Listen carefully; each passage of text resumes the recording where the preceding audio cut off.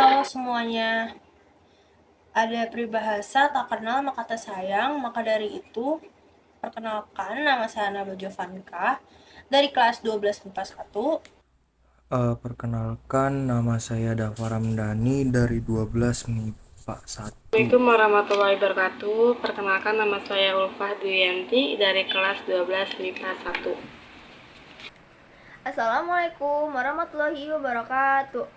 Halo semuanya, perkenalkan nama saya Radita Maharani dari kelas 12 Hari ini MIPA 1. kami dari kelompok 2 akan membahas tentang menganalisis kebahasaan teks cerita novel sejarah.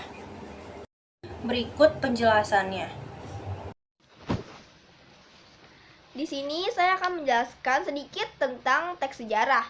Teks sejarah adalah teks yang di dalamnya menceritakan fakta atau kejadian di masa lampau yang melatar belakangi terjadinya suatu peristiwa dan memiliki nilai sejarahnya. Dengan banyak kalimat bermakna lampau seperti kata dahulu kala. Dahulu kala, bumi diyakini hanya di atas satu benua disebut Pangea. Kata dahulu kata dari kalimat tersebut merupakan kalimat bermakna lampau. Kalimat bermakna lampau ini adalah kalimat yang digunakan untuk menyatakan peristiwa pada masa lampau. Sejak sekarang, kau sudah boleh membuat rancangan yang harus kau lakukan. Gak bongol. Kata sejak merupakan contoh penggunaan kata yang menyatakan urutan waktu atau konjungsi kronologis temporal. Contoh lainnya adalah sejak saat itu, setelah itu, mula-mula, dan kemudian. Ayunan tangan Gajah Mada yang menggenggam keris ke dada prajurit tampan itu masih terbayang melekat di kelopak matanya. Dari kalimat tersebut, itu menjelaskan suatu tindakan yang dilakukan oleh Gajah Mada sehingga di dalam tersebut terdapat kata kerja material. Kata kerja material adalah kata kerja yang menggambarkan suatu tindakan. Riung Samudra menyatakan bahwa ia masih bingung dengan semua penjelasan Kendit Galih tentang masalah itu. Menyatakan bahwa dalam kalimat tersebut merupakan salah satu contoh dari kata kerja kalimat tidak langsung kata kerja kalimat tidak langsung adalah kata kerja yang menunjukkan kalimat tak langsung sebagai cara menceritakan tuturan seorang tokoh oleh pengarang. Misalnya mengatakan bahwa, menceritakan tentang, menurut, mengungkapkan, menyatakan, atau menuntutkan. Gajah Mada sependapat dengan jalan pikiran Senopati Gajah Enggon. Dari kalimat tersebut dapat kita tahun bagaimana pendapat Gajah Mada. Kalimat seperti ini disebut kata kerja mental, yaitu kata kerja yang menggunakan banyak kerja yang menyatakan sesuatu yang dipikirkan atau dirasakan tokoh. Misalnya merasakan, menginginkan, mengharapkan, atau menambahkan. Selanjutnya, teks cerita sejarah menggunakan banyak dialog di dalamnya. Contohnya, Tara, Bella, lama sekali kita tidak bertemu. Kamu apa kabar? Bella, Tara, iya, kita sudah lama tidak berpapasan saat makan siang di kantin. Rumah kita jaraknya jauh sih, membuat jarang bisa bertemu tiap hari.